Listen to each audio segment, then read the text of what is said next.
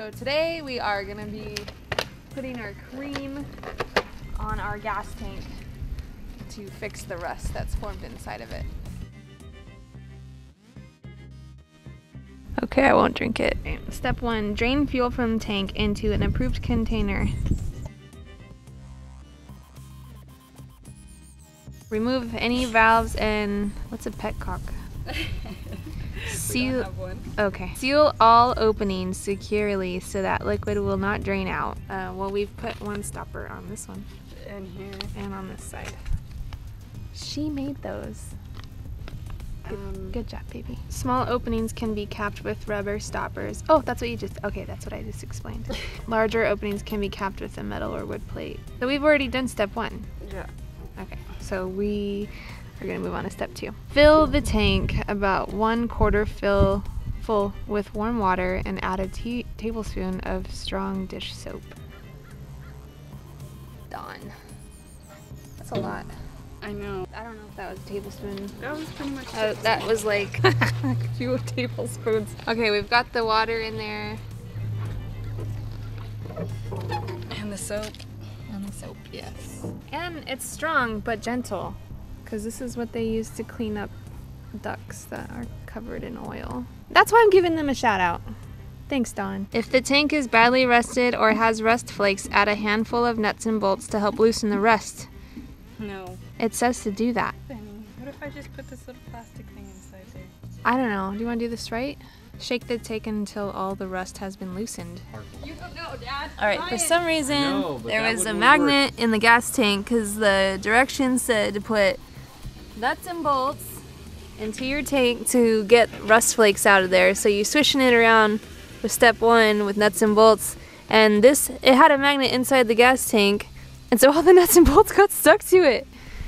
So that was hard to get out. So now we're rinsing it out with just water. Clean water. Clean water, yeah. Clean water. So we just took the gas tank and kind of cradled it.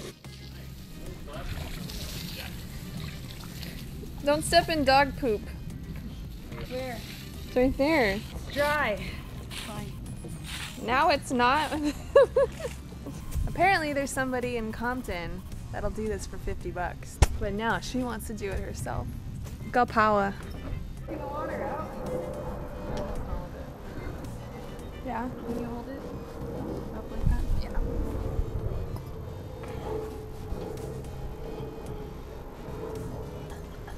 Oh, there's still flakes in there, huh?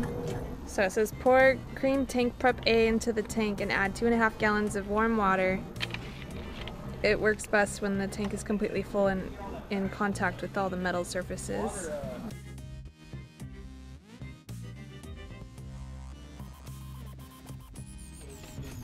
Are you comfortable? What did you create? Gaskets? Yeah, like stuff to seal the holes.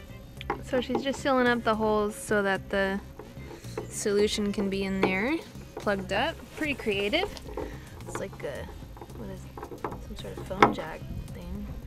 Just screwed in with a drill bit.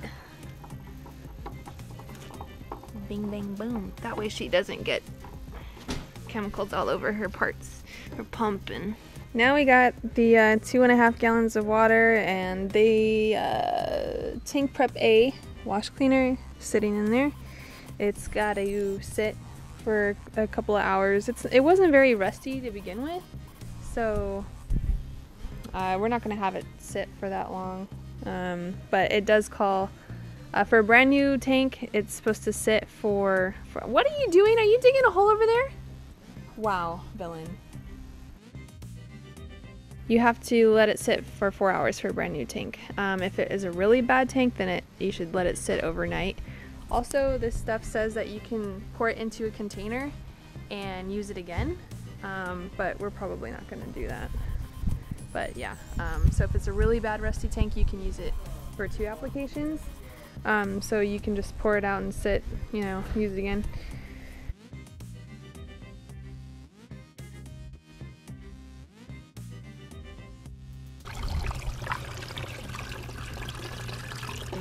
Wash my hands right after this. Yeah. Oh yeah, look at all that stuff coming out of there. Okay.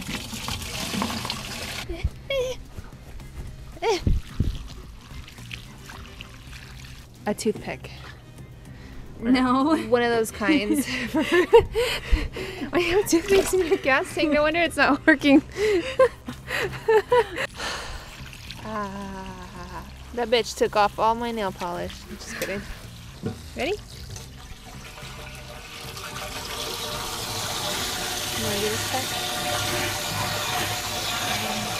Now, we could have paid someone $50 to do this over in Compton, but she wants to do it herself.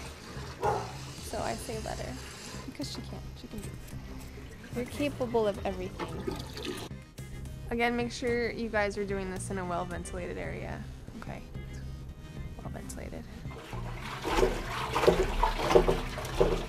It's getting kind of dark. We're still rinsing. Found a box of china. Okay, the next step, we're on, okay, we just did 4, no, we just did 5. We did 5, pour out tank prep A solution and save an appropriate container so that it could be used for a second application. So that's why it was in there. That's why we funneled it into that container over there. Inspect tank interior for rust removal and etching of surface, and then if necessary, repeat step 4. So that's why you want to save it in a container, just in case. Rinse it out and make sure there's no more foam and all traces of that shit is out of there. So that's pretty out of there? Okay. So now we're gonna move on to step 7. Why is there no step 6? It goes 5 and then 7. 1, 2, 3, 4, 5, 7. Maybe they're superstitious. The number 6? Maybe. There's no 6 there. It says immediately rinse tank interior with full strength tank prep B. Prep B. Okay, and agitate to ensure thorough treatment. This final rinse will remove any residual water and will prime and condition the tank. So yeah, just the whole thing in there. It's all plugged up, right? Yeah. Immediately.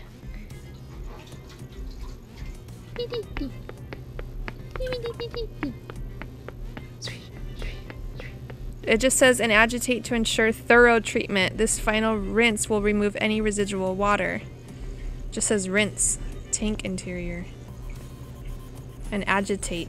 If you've ever smelt nail polish remover, that's what this stuff smells like, but 10 times nail polish remover. So there's obviously acetone in it.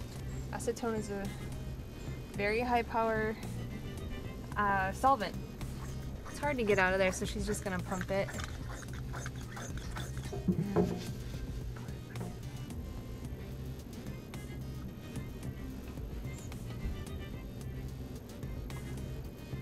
We're putting the coat on now, the cream fuel tank liner. It says to shake it, so the dogs are crying. For small tanks, 1 to 5 gallons, that's what you've got. You put 1 pint. It just says for spraying or brushing thin with methyl ethyl ketone to desired consistency. I don't know what the hell that means. Is that what that's made out of? Methyl ethyl? Maybe we just pour it in there and then just wiggle Methyl it all ethyl. around so it can... It says read warning statements on labels. It could take paint off. Be careful. Be outdoors. Highly flammable. Oh yeah, wow. Methyl ethyl. Methyl ethyl, yeah. Close spout and gently rotate the tank in all directions to coat entire inner surface. When all surfaces have been completely coated, there should still be a generous excess left in the tank. Let tank stand for 8 to 10 minutes with spout open. So when you let it stand for 8 to 10 minutes, I don't know how they got the 8, but you close the spout and slowly rotate the tank to recoat all surfaces again. Then you let the tank stand on a different side for an additional 8 to 10 minutes with the spout open. Repeat the process until the tank has the desired coating. Do not allow the coating to puddle or pool and dry. Alright, so she plugged up the the holes right there with a makeshift gasket so that she could coat this side of things. So now I hope you could see it, but all the white in there, it's dripping right now. So we're supposed to let it stay on for 8 to 10 minutes now. What's gonna happen is it's gonna pull at the bottom, and then you have to swish it around again.